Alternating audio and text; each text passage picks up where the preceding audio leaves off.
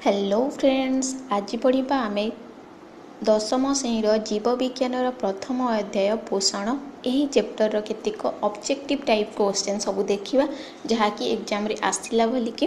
तो प्रथम क्वेश्चन होची थाइलाकॉइड थाक गुड़ी को डैश कहती। तो चारोटी ऑप्शन दिखाई क्लोरोप्लास्ट, ग्राना, स्टोमा, कोनोसिटी नुहे। तो आंसर हम ग्राना।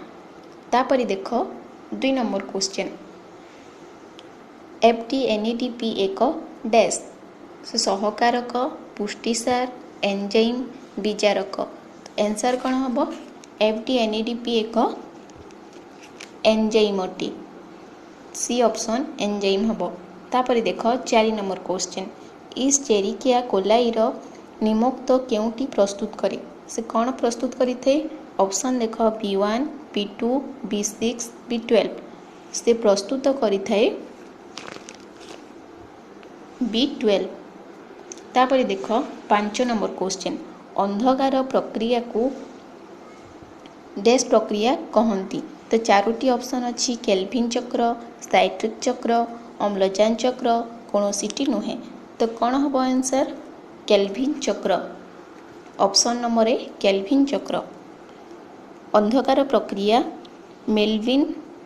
केल्विन नामक वैज्ञानिक आविष्कार करथिले, तेणु तांको नाम अनुसार यह केल्विन चक्र कुहाजे हैला। तापर देख 6 नंबर क्वेश्चन निम्नोक्त मध्यरु केउटी अन्यठारु पृथक अटे। ऑप्शन देख देछि छतु, ईस्ट, कबक, मलांग। तो कोटा पृथक अटे? एठारे जो ऑप्शन देछि छतु, ईस्ट और कबक, ये तीनोटी जाक कौन? यही तीनोटी जाक मृतोपजीवीय पोषण अटे रो उदाहरण सब अटंती। किंतु ये जो देछि मलांग, यही मलांग होछि परजीवीय पोषण एक उदाहरण, तेणु एठारे पृथक होछि मलांग। तापर देख 7 नंबर क्वेश्चन निम्नोक्त मध्यरु केउटी अन्यठारु भिन्न। एठारे मध्य देख ऑप्शन ए उकुणी, जोक, बैक्टेरिया, प्लाज्मोडियम कोउटे अलगा वा भिन्न कहिछि। तो एठारे जो उकुणी, जोक और प्लाज्मोडियम ये तीनोटी जाक होचंती परजीवीय पोषण, किंतु जो बैक्टेरिया रहिछि बैक्टेरिया होछि भिन्न।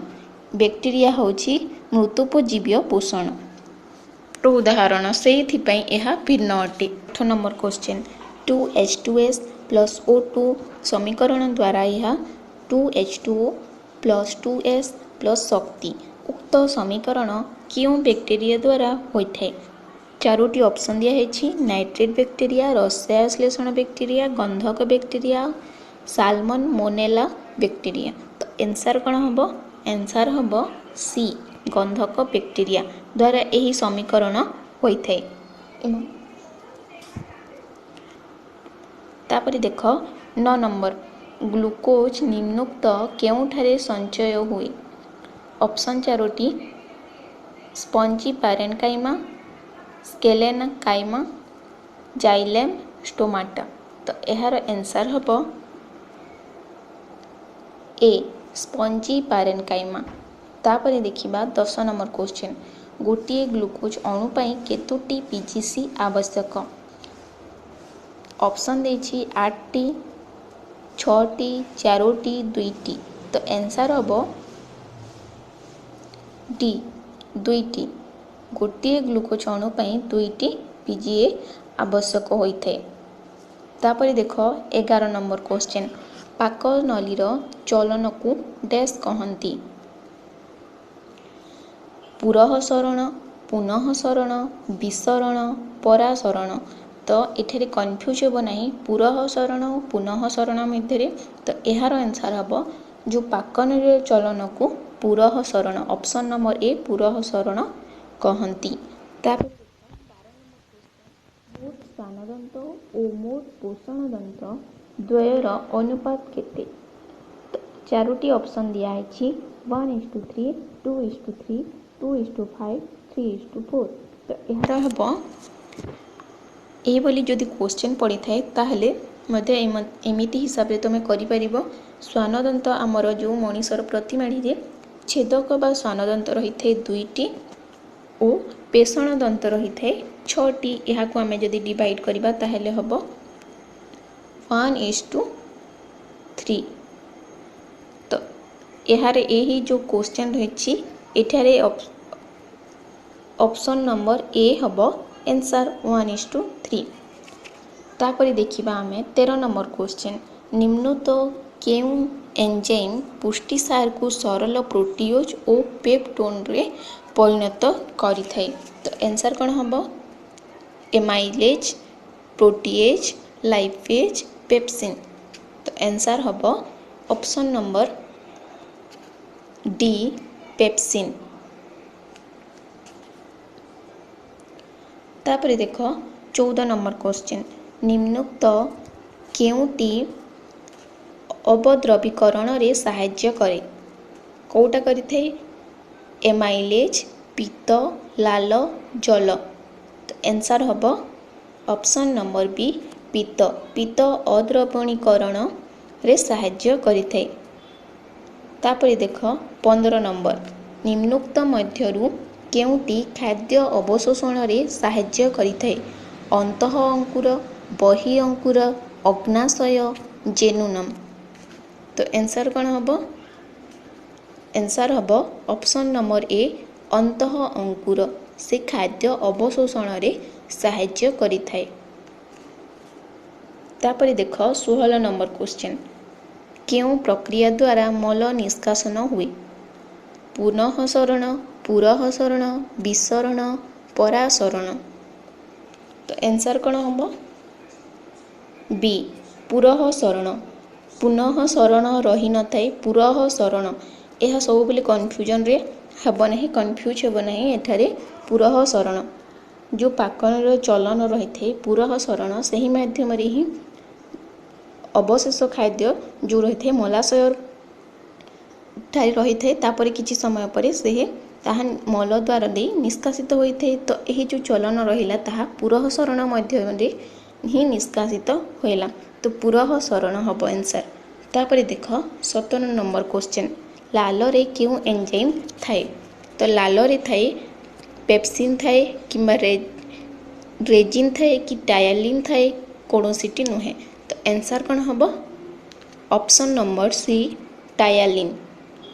लाल रे टायलिन नामक एंजाइम रही थाए। यह इंपोर्टेंट क्वेश्चन।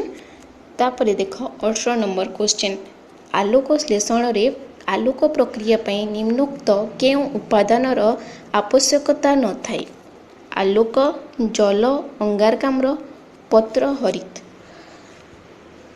तो कहार यही आलोक प्रक्रिया रे उपादान आवश्यकता न थाए। तो आंसर कौन हम अंगारकाम्ल। अंगारकाम्लर उपादान आवश्यकता न थाए यही उपादान। तापर देखिबा आमे 19 नंबर क्वेश्चन अंधकार प्रक्रिया रे गोटिए ग्लूकोज प्रस्तुत करिवा पई केतोटी CO2 रो आवश्यकता पड़ी थाए 3टी 4टी 6टी 12टी। तो केतोटी हेबो आंसर 6टी CO2 रो आवश्यकता पड़ी थाए। तापर देखो 20 नंबर क्वेश्चन थाइलाकॉइड झिल्ली रे प्रवाहित हेउतिबा इलेक्ट्रॉन परिशेष रे केउठारे पहुंची थाए ADP NADPH NADP ATP Kothare पहुंचे ना सी हबो NADP रे जाइके पहुंची थाए। तापरे देखो 21 नंबर क्वेश्चन आलोक श्लेषण को आलोक प्रक्रिया और अंधकार प्रक्रिया रे भाबे किए प्रथमे विभक्त करिथिले। तो विभक्त प्रथमे किए करिथिले ब्लैकमैन हिल और केल्विन किंबा हिल कि केल्विन किए करिथिले ए ब्लैकमैन हेबो आंसर से प्रथम करिके आलोक श्लेषण प्रक्रिया को आलोक प्रक्रिया और अंधकार प्रक्रिया भाबरे दुईटी प्रक्रिया अछि कहिकी भाबरे विभक्त करिथिले। यह मध्य गोटे इंपोर्टेंट क्वेश्चन देख। तापर देख 22 नंबर क्वेश्चन मोरु उद्भिद माने केउ समय रे वायुमंडल रो CO2 ग्रहण करिथंती दिन बेला किंबा दिन द्विपहर रे कि राति रे कि सब समय रे। एन्सार कौन हम? एन्सार हम रात्रि समय से माने वायुमंडल CO2 ग्रहण करिथांती। तापरे देख 23 नंबर क्वेश्चन, पाकस्थली रे डैश एंजाइम प्रथमे खाद्य सहित मिसी थाए? आमाइलेज, ट्रिप्सिन, इरेप्सिन, पेप्सिन। तो कौन हम आंसर? आंसर हम ए नंबर ऑप्शन आमाइलेज। आमाइलेज प्रथम एंजाइम खाद्य सहित मिसी थाए। तापरे देख 24 नंबर क्वेश्चन, 2 ग्राम श्वेतसार रु प्राय केते किलो जूल शक्ति निर्गत होइथे? 2 ग्राम श्वेतसार रु केते शक्ति हमें पाइथु? केते किलो जूल? तो ऑप्शन अच्छी 16, 32, 8, 64। तो केते किलो जूल हम? बी नंबर 32 किलो जूल।